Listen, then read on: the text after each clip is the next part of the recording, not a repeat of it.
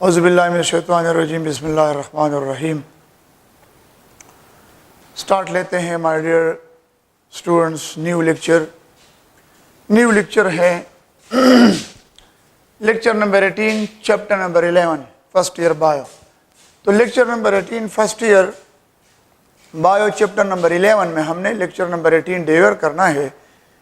कल मैंने आप लोगों को इस चैप्टर नंबर 11 का एक लेक्चर डिलीवर किया था। हम पहुंचे थे स्टमक तक, यानी बकल कैविटी में जो खुराक हम मैकेनिकल और केमिकल डाइजेशन हो जाए और टंग जो है उसको रोल करता है। Due to the rolling action of tongue the food material is converted into a rounded mass which is known as what bolus. Bolus फिर बकल कैविटी के बैक को पुश किया जाता है बाई मीन्स ऑफ टंग, और फिर ये esophagus में एंटर किया जाता है बाई फोर्स। बकल कैविटी से बोलस बाई फोर्स एसोफेगस में एंटर होता है। जब ये एसोफेगस में एंटर हो जाए बाई फोर्स तो this is known as what swallowing. इसको क्या कहते हैं? स्वॉलोइंग। SWALLOWING। स्वॉलोइंग का मतलब है the entrance of bolus into the esophagus by force is known as what swallowing. Swallowing ये हमारे इरादे मतलब it is under the control of our will. हमारे इरादे में है, हम चाहते हैं तो एंटर कर सकते, अगर नहीं चाहते तो हम बाहर फेंकेंगे।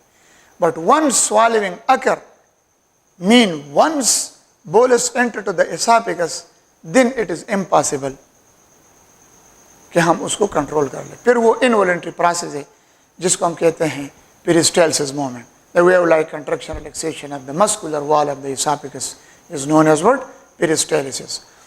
तो खुराक हमने ये डिस्कस किया था कि पेरिस्टाल्सिस के जरिए बोलस जो है स्टमक को पहुंच गया। स्टमक जो होता है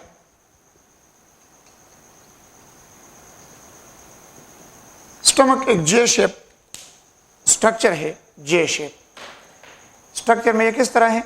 जे शेप होता है। ये जे शेप है। साइज जो है इसका 25 सेंटीमीटर लॉन्ग और 12 सेंटीमीटर वाइड है। 25 सेंटीमीटर वाइड, 12 सेंटीमीटर लॉन्ग, ना 25 सेंटीमीटर लॉन्ग है एंड 12 सेंटीमीटर वाइड है, और ये जे शेप है। और इसका पोजीशन क्या है? It occur on the left side of the body. इधर नहीं कि आप लोग कहें कि लेफ्ट साइड पे लटका हुआ है, नो। इसका एक एंड लेफ्ट साइड पे टोटली, इधर जो बड़ा एंड है एक्सपेंडेड पोर्शन ये लेफ्ट साइड पे है, हार्ट के नीचे, डायफ्राम के नीचे, जो पर्दा है मस्कुलर शीट उसके नीचे, और फिर इधर पर्दे के नीचे इस तरफ आए हैं। तो मतलब यूजुअली इसका पोजीशन जो है हम कंसिडर करते हैं लेफ्ट साइड। स्टमक जो होता है इसका स्ट्रक्चर क्या है, मतलब किस किस्म के, मतलब इसके कौन से आर्गन है, मतलब पार्ट्स है, रीजन्स है।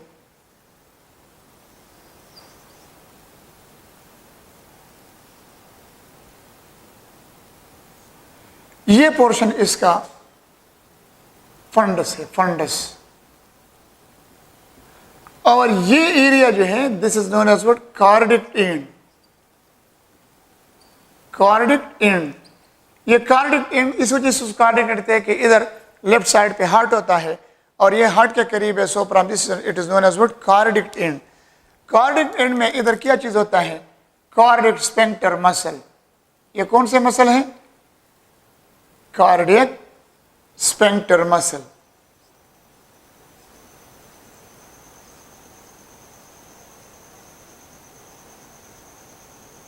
कार्डिक स्फिंक्टर मसल, ये कार्डिक स्फिंक्टर मसल इसमें लगे हैं which control the backward flow of food into the esophagus. ये पोर्शन जो है, ये जगह, ये पूरा किया है बॉडी, और ये जगह जो है इसको हम कहते हैं पाइलोरिक एंड। पाइलोरिक एंड में फिर इधर मसल है, उसका नाम है pyloric sphincter muscle. Pyloric sphincter muscle, ये पाइलोरिक इस मसल है। इस मसल मीन स्फिंक्टर मसल। और यहां पे इस तरह एक स्ट्रक्चर है, इसका नाम है पाइलोरिक आरिफिस, दिस इज पाइलोरिक आरिफिस। तो पाइलोरिक आरिफिस है, पाइलोरिक स्फिंक्टर मसल्स है। पाइलोरिक आरिफिस जो है और ये पाइलोरिक स्फिंक्टर मसल दोनों का काम ये है कि it control the flow of chyme from the stomach into the duodenum. Stomach जो है ये दो क्या है आउटलेट के दरमियान पड़ा है। एक साइड इसका मतलब टच है एसोफेगस के साथ और दूसरा साइड इसका टच है ड्यूडेनम के साथ। तो ये stomach is a store house है खुराक का। जब हम खाना खाएं 3 से लेकर 4 घंटों तक वो कायमी में कन्वर्ट होता है, एक शीरा सा एक सोल्यूशन बनता है और फिर वही सोल्यूशन जो है कायमी जो है होमोजेनस मास जो है फिर वो तकरीबन 4 घंटों में निकलता है इनटू ड्यूडेनम। तो फिर ये ड्यूडेनम में एंटर हो जाता है। तो मीन ये एक स्टोर हाउस है जो स्लोली ग्रेजुअली खुराक प्रोवाइड करते हैं इनटू द ड्यूडेनम और फिर इस तरह खुराक हमारे इंटेस्टाइन से निकल कर डाइजेस्ट होकर ब्लड में शामिल होता है। तो मतलब ये है कि स्टमक का ये पाइलोरिक एंड जो है जिसमें पाइलोरिक स्फिंक्टर मसल है और pyloric orifice, pyloric orifice and pyloric sphincter muscle both have the function to regulate the flow of chyme from the stomach। अगर क्वेश्चन आ गया the flow of chyme, CHYME, the flow of chyme from the stomach is regulated by, नीचे option है pyloric sphincter muscle, pyloric orifice, both A and B। तो both A and B कर लें, ठीक है। स्टमक के जो वाल है, वाल ऑफ स्टमक, स्टमक वाल के 3 लेयर है। कितने लेयर है? 3। Outer layer of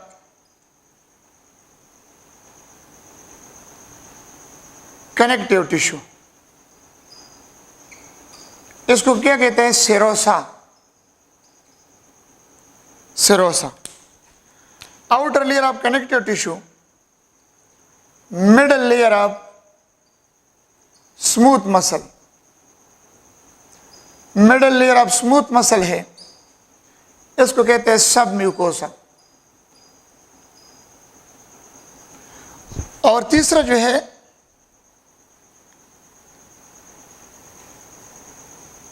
inner layer है,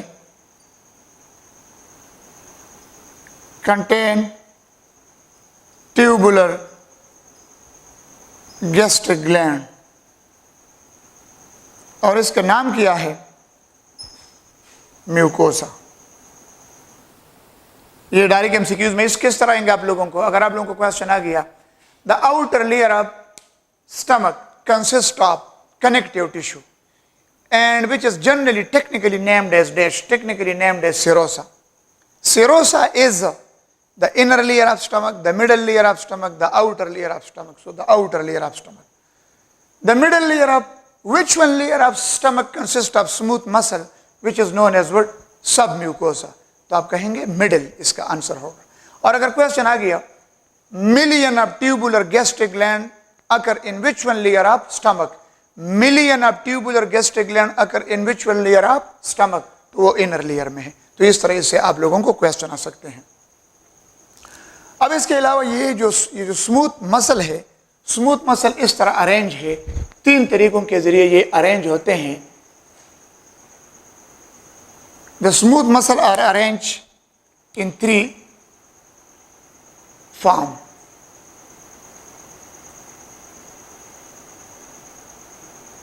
ये लॉन्गिट्यूडनल मसल है, ये लॉन्गिट्यूडनल है,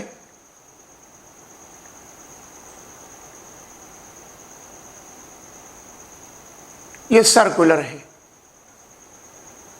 सर्कुलर, सर्कुलर, लॉन्गिट्यूडनल और ये अब्लीक है। कौन सा मसल है?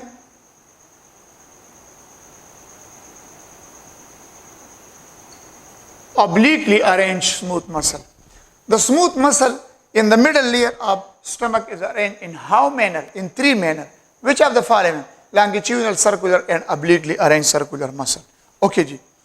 अब ये इनर लेयर जो है जिसमें ट्यूबुलर गैस्ट्रिक ग्लैंड है, तो गैस्ट्रिक ग्लैंड जो है ये गैस्ट्रिक जूस सिक्रीट करता है, लेकिन आप लोग याद रख ले गैस्ट्रिक गैस्ट्रिक ग्लैंड सेल्स या cells of the gastric gland या गैस्ट्रिक ग्लैंड सेल्स कि गैस्ट्रिक ग्लैंड में कौन से सेल्स होते हैं।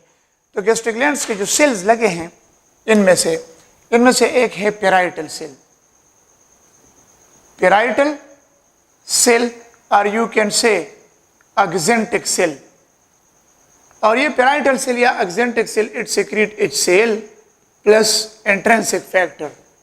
इंट्रिंसिक फैक्टर तो ये डायरेक्ट एमसीक्यूज किस तरह आएगा आप लोगों को। The intrinsic factor and HCl is secreted by, नीचे ऑप्शन होगा parietal cell, option B oxyntic cell, तो option C both A and B. और अगर सी नहीं है तो फिर आप लोग पेराइटल मतलब अगर बोथ ए एंड बी नहीं दिया तो इस तरह तो नहीं दे सकता, क्योंकि ये तो फिर गलत क्वेश्चन है। अगर क्वेश्चन आया है HCl and intrinsic factor is secreted by, तो इसका ऑप्शन अगर दिया है parietal cell, A number option, option B oxyntic cell, option C में बोथ ए एंड बी नहीं या कुछ और चीज दिया है, पेप्टिक सेल है और जाइमोजन सेल है।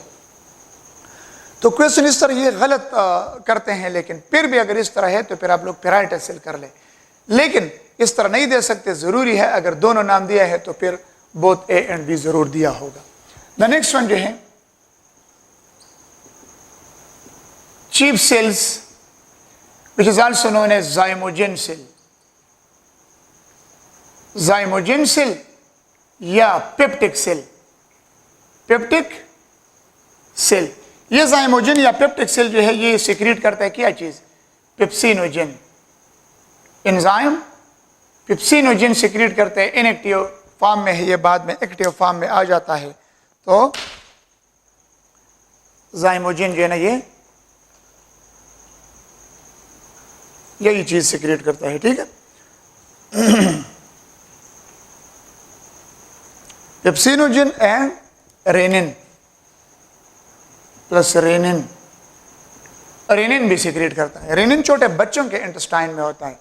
सर ये स्पेलिंग चेक करते हैं,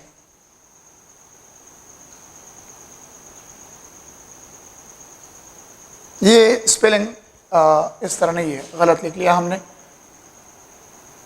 आप लोगों ने नहीं मैंने, फिर आप लोग कहेंगे सर हम तो घर में बैठे हैं। पेप्सिनोजन एंड RENNIN रेनिन, कभी कभार ये भी बहुत प्रोमिनेंट एमसीक्यूज है, कभी कभी ये क्वेश्चन आता है। The enzyme which is secreted in the infant stomach is known as, नीचे ऑप्शन है RENNIN और दूसरा ऑप्शन होगा RANIN। तो बाज लोग RANIN एक हार्मोन टाइप है, वो आई थिंक सेकेंडरी में है, किडनी में रिलीज होता है। ये RANNIN है जो मिल्क को कर्ड्स में कन्वर्ट करते हैं, वो RANN है। तो पेप्सिनोजन और rennin is release by chief cell या जाइमोजन सेल या peptic cell. Is it clear. तीसरा जो है गॉबलेट सेल।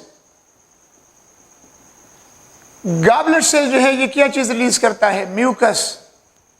विच one, goblet cell release mucus. Mucus जो है स्टमक वॉल के ऊपर एक प्रोटेक्टिव कवर बनाता है जो इस सेल और पेप्सिनोजन के एक्शन से महफूज रखता है। अगर किसी इंसान के म्यूकस लेयर, म्यूकस के प्रोटेक्टिव शील्ड में कमी आ गया, उसी जगह पे पेप्सिनोजन और इच सेल एंटर होगा और उसको जख्मी करेगा और उसको कहते हैं पेप्टिक अल्सर, गैस्ट्रिक अल्सर या स्टमक अल्सर। लेकिन इसके अलावा 60% stomach ulcer is caused by Helicobacter pylori, bacteria है एच पाइलोरी।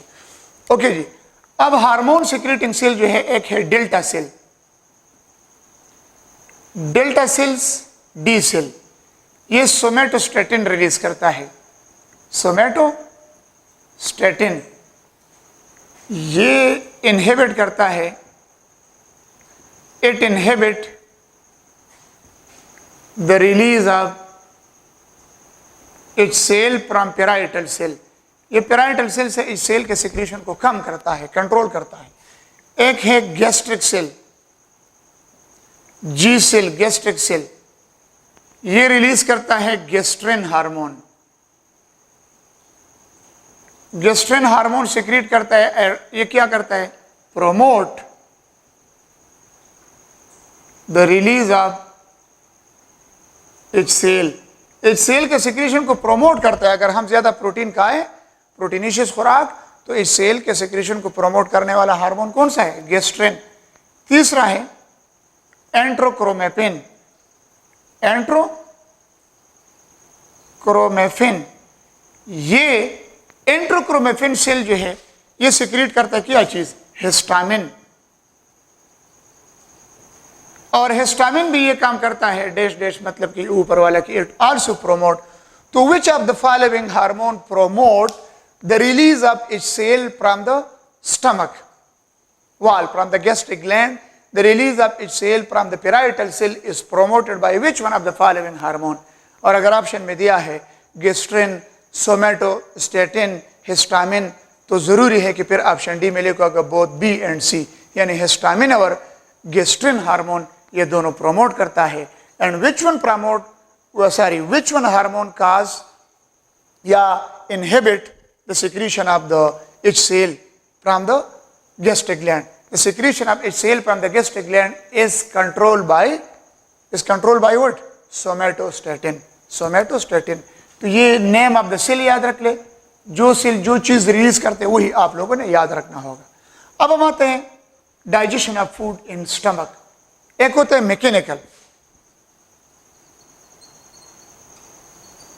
Mechanical breakdown. कहां पे? Mechanical breakdown in stomach. Stomach में मैकेनिकल ब्रेकडाउन किस तरह होता है? स्टमक में मैकेनिकल ब्रेकडाउन इस तरह होगा कि स्टमक के अंदर ये जो स्मूथ मसल मैंने इधर ड्रा किया है ये कंट्रैक्शन रिलैक्सेशन करता है स्लोली ग्रेजुअली, और इसी कंट्रैक्शन रिलैक्सेशन को हम क्या कहते हैं? Churning action. तो चर्निंग एक्शन जो होता है, churning action of smooth muscle break food into smaller particle। खुराक को स्मॉलर पार्टिकल में कन्वर्ट करना स्टमक के अंदर, जिस तरह बकल कैविटी के अंदर टीथ लगे हैं प्रीमोलर एंड मोलर, इसी तरह अल्लाह ताला ने स्टमक के अंदर तो टीथ नहीं है लेकिन स्टमक के अंदर ये स्मूथ मसल जो ये कंट्रैक्शन रिलैक्सेशन करते हैं जिसकी वजह से ये खुराक मजीद छोटे टुकड़ों में तकसीम हो गया। And the contraction relaxation of these longitudinal and circular and obliquely arranged muscle is known as what? Churning action। And due to the churning action of the smooth muscle, the food material break down into smaller particle which is known as what? Mechanical breakdown। The second one is chemical breakdown। Stomach के अंदर chemical breakdown, stomach के अंदर chemical breakdown किस तरह है? Chemical breakdown stomach के अंदर ये है कि स्टमक के अंदर क्या चीज है? गैस्ट्रिक ग्लैंड है, tubular gastric gland, million of gastric gland है। गैस्ट्रिक ग्लैंड क्या चीज सिक्रीट करते हैं? Its secretion is known as what? Gastric juice. Gastric juice, जब ये गैस्ट्रिक जूस सिक्रीट हो जाए स्टमक के अंदर, अब एक चीज याद रख ले, गैस्ट्रिक जूस के कंपोजिशन में जाते हैं लेकिन पर मील, पर डे नहीं, पर मील एक खुराक के साथ कितने गैस्ट्रिक जूस सिक्रेट होता है? पर मील, सपोज आप लोग नाश्ता कर रहे हैं, दोपहर का खाना खा रहे हैं, रात का खाना खा रहे हैं, per meal the secretion of gastric juice, per meal gastric juice secretion is, इसका बेस्ट ऑप्शन है 400 ml से लेकर 800 ml। जब आप लोग किसी भी वक्त खाना खाना चाहते हैं और आप लोग बैठ जाते हैं, खाना शुरू करते हैं, तो शुरू करने से लेकर आखिर तक फिर मतलब टोटली जितना ये सिक्रीशन होता है तो ये 400 से लेकर 800 ml गैस्ट्रिक जूस सिक्रीशन पर मील होता है। अब हम आते हैं composition of the gastric juice. Stomach के अंदर जो गैस्ट्रिक जूस सिक्रीशन होता है, ये गैस्ट्रिक जूस जो है इसका कंपोजिशन क्या है? कंपोजिशन इसका ये है कि एक तो इसमें होता है इच सेल, एक होता है पिप्सिनोजिन, एक होता है म्यूकस, एक होता है intrinsic factor. Intrinsic factor one by one हर एक के फंक्शन को जरा देख ले। इच सेल स्ट्रॉन्गेस्ट एसिड है, फ्रेश सेल का पीच कितना होता है 1.3 इसका पीच है, and then pH is equal to 2. Point to be noted. सबसे पहले जब फ्रेश सेल सिक्रीट होता है तो इसका पीच कितना होता है 1.3, लेकिन जब खुराक के साथ मिलता है तो इसका पीच कितना बन जाता है 2. फिर इसका पीच कितना होता है 2, मतलब एसिडिक. इस cell is a strong acid. ये इम्यूनिटी में भी काम करता है. अगर खुराक में कोई माइक्रोब है, it kill down the microbe, so make the food jump free. Antiseptic action करते हैं. विच of the following play in antiseptic action inside the stomach of human? वो है इट्स सेल. तो make the food acidic and make the food antiseptic, kill down the germs. Pepsinogen सबसे पहले pepsin में convert होता है. किस चीज में? पेप्सिन में. इन द प्रेजेंस ऑफ इट्स सेल it will convert into pepsin. और ये पेप्सिन फिर क्या काम करता है? पेप्सिन का काम ये होता है कि फॉर एग्जांपल अगर हमने प्रोटीन इस्तेमाल किया है, प्रोटीन में तो पॉलीपेप्टाइड चेन है, ये फिर कन्वर्ट होगा. इस एरो का मतलब है कि ये काम पेप्सिन करता है. Pepsin convert into peptones plus dipeptide. Dipeptide और पेप्टोन में इसको कन्वर्ट करता है. पेप्टोन जो होते हैं these are smaller chain of amino acid. Smaller यानी प्रोटीन तो कोई एक, बास प्रोटीन एक पॉलीपेप्टाइड चेन है, बास 2 पॉलीपेप्टाइड चेन, बास बहुत ज्यादा पॉलीपेप्टाइड चेन. तो प्रोटीन कम्प्लेक्स चीज है. इसके पॉलीपेप्टाइड चेन को पेप्सिन कन्वर्ट करेगा इनटू स्मॉलर चेन पेप्टोन में. और डाइपेप्टाइड में 3 अमाइनो एसिड है. डाइपेप्टाइड में कितने अमाइनो एसिड है? 3 अमाइनो एसिड. और इसमें तो बहुत सारे अमाइनो एसिड है, लेकिन पॉलीपेप्टाइड चेन से जरा स्मॉलर चेन है. तो मीन इसका डाइजेशन अभी बाकी है. सिंपल फॉर्म तो प्रोटीन का अमाइनो एसिड है, लेकिन डायरेक्ट ये नहीं हो सकता, स्लोली ग्रेजुअली. हाँ, और ये भी याद रख ले, सारा का सारा प्रोटीन स्टमक के अंदर पेप्टोन्स और डाइपेप्टाइड में कन्वर्ट नहीं हो सकता. कुछ ज्यादातर इधर पेप्टोन और डाइपेप्टाइड में कन्वर्ट किया, जो बच गया वो ड्यूडेनम में फिर पेप्टोन और डाइपेप्टाइड में कन्वर्ट हो जाएगा. और फिर उसके बाद जीवजनम में सारे डाइपेप्टाइड और पेप्टोन कन्वर्ट होंगे इनटू अमाइनो एसिड. तो majority of the protein are converted into peptone and dipeptide in the stomach by the action of pepsin. Intrinsic factor का क्या काम है? म्यूकस का फंक्शन तो आप लोग समझते हैं. It form a protective cover upon the stomach wall. अगर ये डैमेज हो गया तो मतलब ये पेप्टिक अल्सर या गैस्ट्रिक अल्सर या स्टमक अल्सर काज करता है. लेकिन 60% stomach ulcer is cause by H. Pylori, helicobacter pylori bacteria. Intrinsic factor ये combine with dash vitamin B12. जब इसके साथ कंबाइन हो जाए तो फिर विटामिन B12 का एब्जॉर्प्शन स्मॉल इंटेस्टाइन में अच्छी तरह होता है. Which of the following promote the absorption of vitamin B12 in the small intestine? तो उसका आंसर क्या है? Intrinsic factor.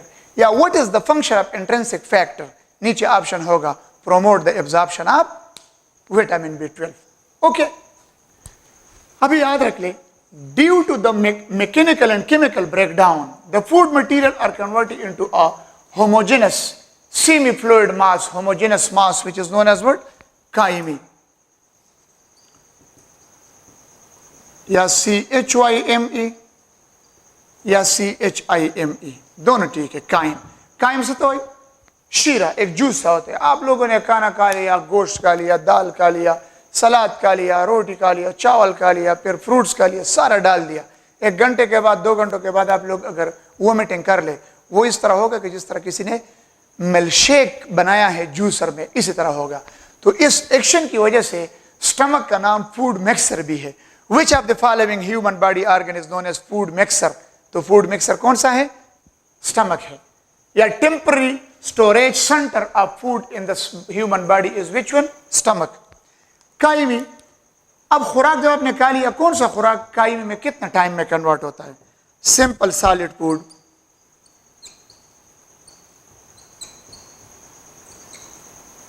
Is equal to 2 to 3 hours.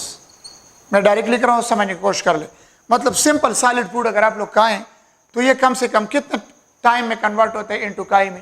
2 से लेकर 3 घंटों में कन्वर्ट इनटू कायमी. और इसके अलावा स्पाइसी रिच फूड जो है ये कन्वर्ट होता है 3 to 4 hours। और लिक्विड फूड, जूस वगैरह, लिक्विड फूड कायमी में कन्वर्ट होता है 20 to 30 मिनट्स में।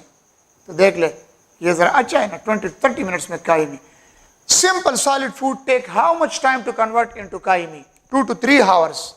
Rich spicy food take how much time to convert into chyme? 3 to 4 hours। And liquid food, juice वगैरह, liquid food take how much time to convert into chyme? तो वो time लेता है into 20 to 30 minutes. अब ये कायमी, जिस तरह मैंने आप लोगों से कहा था कि ये कायमी इस तरह नहीं है कि जो ही कायमी बन गया तो बस ये एज ए होल पूरा का पूरा एकदम यहां से निकलेगा और ड्यूडेनम के अंदर दाखिल होगा। कभी भी इस तरह नहीं होगा। स्लोली ग्रेजुअली, तकरीबन 4 घंटों में स्टमक से ये कायमी फिर निकलता है, 4 घंटों में। तो इसका मतलब यह है कि अगर आपने सिंपल सॉलिड फूड खा लिया, 3 घंटों में वो कायमी में कन्वर्ट हो गया, फिर 4 घंटे में वो कायमी इधर से निकलता है। तकरीबन 7 घंटे इसके खाली होने में लगता है टोटली, क्योंकि 3 घंटों में खुराक इधर कायमी में कन्वर्ट होगा, फिर 4 घंटों में ये निकलेगा थोड़ा थोड़ा। तो 7 घंटों के बाद फिर आपको दोबारा स्टमक खाली होगा तो आपको भूख फील होगा, हंगर। ठीक है। तो और ये गैस्ट्रिक जूस का सिक्रीशन ये मैकेनिकल भी है, सारी ये नर्वस कंट्रोल भी है और केमिकल भी है। नर्वस ये है कि सीइंग ऑफ डिलीशियस फूड देख लिया तो जिस तरह बकल कैविटी में लाभ सिक्रेट होता है, इसी तरह ये गैस्ट्रिक ग्लैंड से गैस्ट्रिक जूस का सिक्रीशन स्टार्ट होगा। इसके अलावा आपने खुराक का स्मेल आ गया, smelling of food, seeing of food, talking about a delicious food, all this thing are nervous. Saliva और गैस्ट्रिक जूस दोनों इस तरह नर्वस की कंट्रोल। और केमिकल हार्मोन्स के जरिए जब सिक्रीशन होता है, गेस्ट्रिन और histamine, that is all about the digestion of food in stomach. Next one है ड्यूडेनम, बल्कि मैं हेडिंग दे रहा हूं, ड्यूडेनम डायरेक्ट नहीं लिखते, small intestine, digestion in small intestine. अब स्मॉल इंटेस्टाइन में डाइजेशन किस तरह होगा?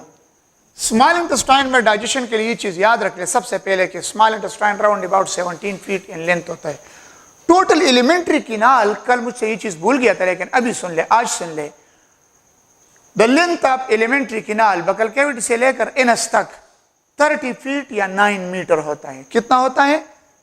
The total length of the alimentary canal of human being is 30 feet और 9 मीटर।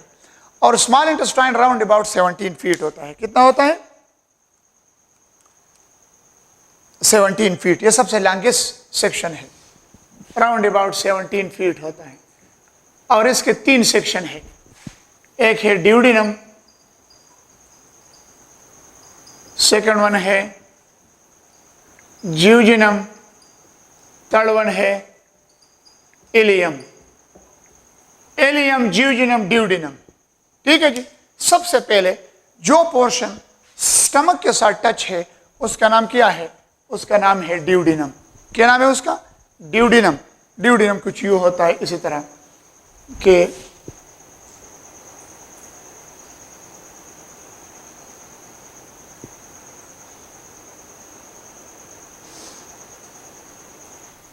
ये ड्यूडेनम, ड्यूडेनम ड्यूडेनम ये सी शेप होता है। किस तरह होता है? सी शेप या हार्स शू शेप।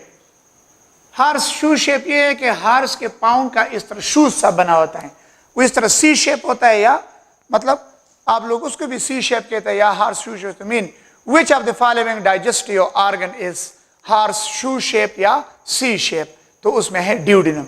ड्यूडेनम जो है ये डिजिटोरम से निकला है, और डिजिटोरम लैटिन वर्ड है, और डिजिटोरम का मतलब है 12 फिंगर या 12 इंचेस। तो इसका साइज कितना है? 12 इंचेस है। और ये ज्यूजिनम और इलियम से डायमीटर में वाइड होता है, इट इज, लेकिन लेंथ में कम है। ज्यूजिनम और इलियम, ज्यूजिनम तो तकरीबन 4 to 7 फीट है और ये दूसरा जो 5 to 7 फीट इन लेंथ होता है, लेकिन ड्यूडेनम 12 इंचेस है तो उससे कम है लेकिन वाइड होता है। Duodenum, which one portion of the small intestine is widest portion? widest portion of the small intestine is duodenum, which is touch with the stomach. अब इसके पार्ट्स कौन से हैं? ये जो ऊपर हिस्सा है, जो मतलब स्टमक के साथ टच है, इसका नाम है सुपीरियर पोर्शन. सुपीरियर पोर्शन, ये जो पोर्शन है इसका नाम है डिसेंडिंग. ये जो नाम है, ये पोर्शन जो है इसका नाम है ट्रांसवर्स. ट्रांसवर्स. और जो ऊपर गया है ये वाला हिस्सा, इसका नाम है ascending. ascending portion of the duodenum, transverse portion of the duodenum, descending portion of the duodenum, superior portion of the duodenum. These are the 4 portions of the duodenum. अब ये duodenum जो है, duodenum के साथ मतलब duodenum का अपना कोई ऐसा ग्लैंडुलर सिक्रीशन नहीं है. हाँ, duodenum में सिर्फ duodenum के वाल से अपना कुछ चीजें सिक्रीट होता है, लेकिन वो डाइजेशन में हेल्प नहीं करता. डाइजेशन के लिए duodenum में जो डाइजेशन होता है वो duodenum के सिक्रीशन के जरिए नहीं होता. There is no such digestive juices in the duodenal wall to secrete to help in the digestion, to cause digestion. No, बल्कि duodenum के साथ अटैच है एक लीवर और एक पेंक्रियाज. तो द सिक्रीशन ऑफ लीवर और पेंक्रियाज जो है ये duodenum में डाइजेशन काज करता है.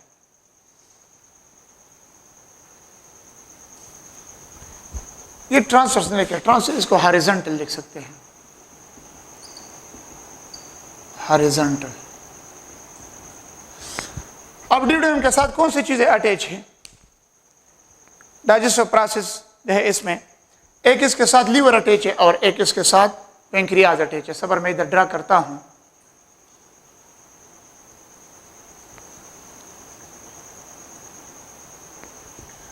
ये चीज बड़ा हो गया, जगह इतना नहीं है.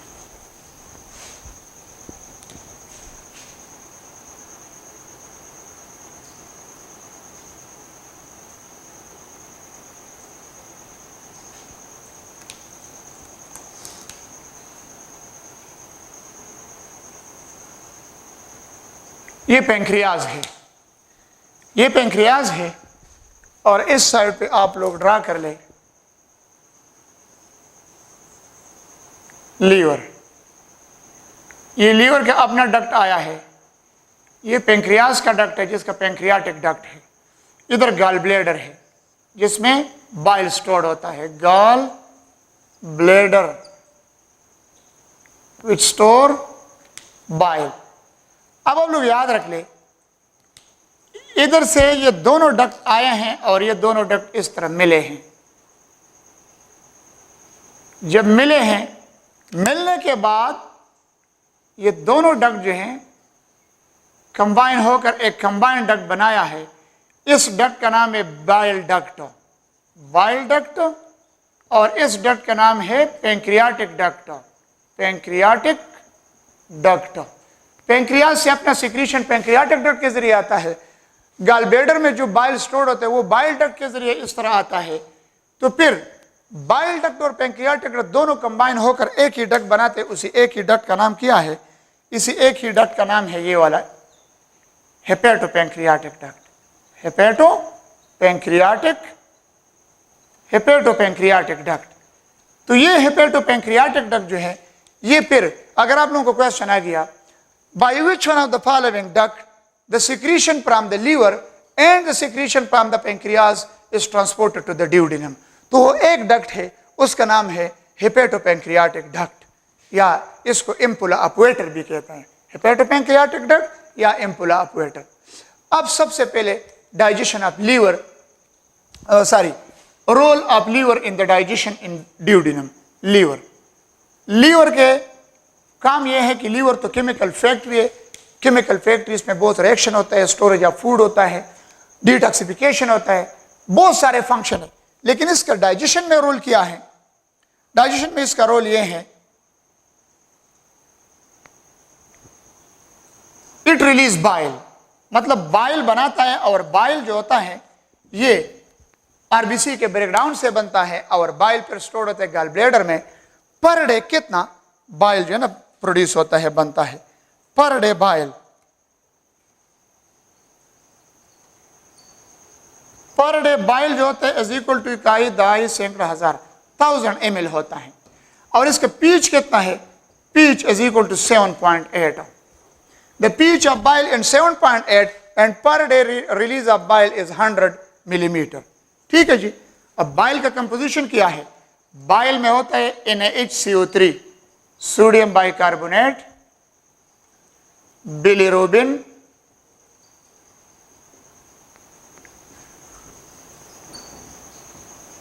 बिलिवर्डिन, urochrome,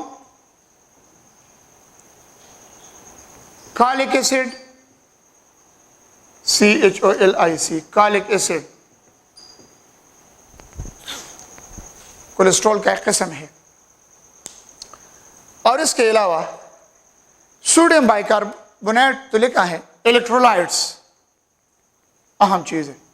electrolytes calcium, potassium, magnesium, sodium वगैरह ये चीजें। अब बाइल का रोल क्या है? पर डे सिक्रीशन तो 1000 ml है, पी जो है 7.8 है। What is the role of bile in the digestion of food? Bile cause emulsification of lipid, simple is that. Bile cause emulsification of lipid. लेकिन emulsification के अलावा दूसरा फंक्शन यह है कि स्टमक से जो एसिडिक फूड एंटर्ड हो रहा है ड्यूडेनम में, ये तो आग है, इसी आग को न्यूट्रलाइज करने के लिए ये बाइल रिलीज होता है, क्योंकि बाइल अल्कलाइन होता है। तो बाइल और फिर पेंक्रियाज इंशाल्लाह नेक्स्ट लेक्चर में आएगा। तो पेंक्रियाटिक जूस जो पेंक्रियाज से रिलीज होते हैं वो भी आता है ड्यूडेनम को, और बाइल भी आता है ड्यूडेनम को हेपेटोपेंक्रियाटिक डक्ट के जरिए। तो ये दोनों अल्कलाइन जूसेस जो है बाइल और pancreatic juice, it both cause neutralisation of the food material in the duodenum. क्योंकि स्टमक से जो एसिडिक फूड एंटर्ड हो रहा है वो ड्यूडेनम के वाल को जख्मी कर सकता है, इसको ड्यूडेनल अल्सर कहते हैं। तो ड्यूडेनम को अल्सर से बचाने के लिए अल्लाह ताला ने ये इंतजाम किया है कि ये अल्कलाइन फ्लूइड जो है एक बाइल और दूसरा अल्कलाइन फ्लूइड जो है pancreatic juice, it will release and transported by hepatopancreatic duct into the duodenum and cause neutralization of the acidic food into alkaline. So the duodenum wall will become protected from the acidic food. लेकिन question ये है, question कि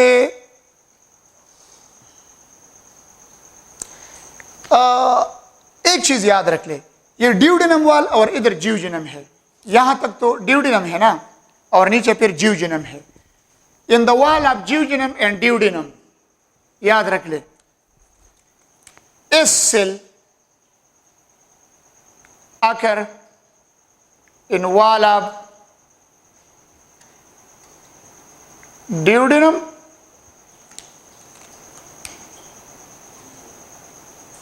and jejunum, which secrete secretin hormone. और इस secretin hormone के साथ लिख ले फायरमैन। क्या लिख ले इसके साथ? फायरमैन लिख ले इसके साथ। ये आग बुझाने वाला मीन। आप कहेंगे कि सर फायरमैन का क्या चक्कर है? ये फायरमैन के तौर पे काम करते। क्यों? जब एसिडिक फूड इधर एंटर हो जाए, the S cell will become activated and release secretin hormone. ये सेक्रेटिन हार्मोन लीवर और पेंक्रियाज को जाता है and it promote, it increase, it cause the secretion of bile and pancreatic juice from the pancreas. Which of the following hormone cause the release of bile and pancreatic juice from the liver and pancreas respectively? तो नीचे option में कर दिया है secretin और option B है fireman, तो बोथ ए एंड बी, क्योंकि सेक्रेटिन का दूसरा नाम क्या है? Fireman. And it is the first hormone to be discovered is this fireman secretin. एक चीज और याद रख ले, एक और हार्मोन है, उसका नाम है सीसीके। क्या नाम है उसका? सीसीके। कुहार्ट कैडेट कॉलेज नहीं है, कोलिसिस्टोकाइनिन। क्या नाम है उसका? कोलिसिस्टोकाइनिन। कोलिसिस्टोकाइनिन बुक में नहीं है, खैर ये इतना टेंशन ना ले। कोलिसिस्टोकाइनिन, ये कोलिसिस्टोकाइनिन जो है ये ड्यूडेनम वॉल से सिक्रीट होता है और ये भी प्रोमोट करता है the secretion of bile and pancreatic juice from the pancreas.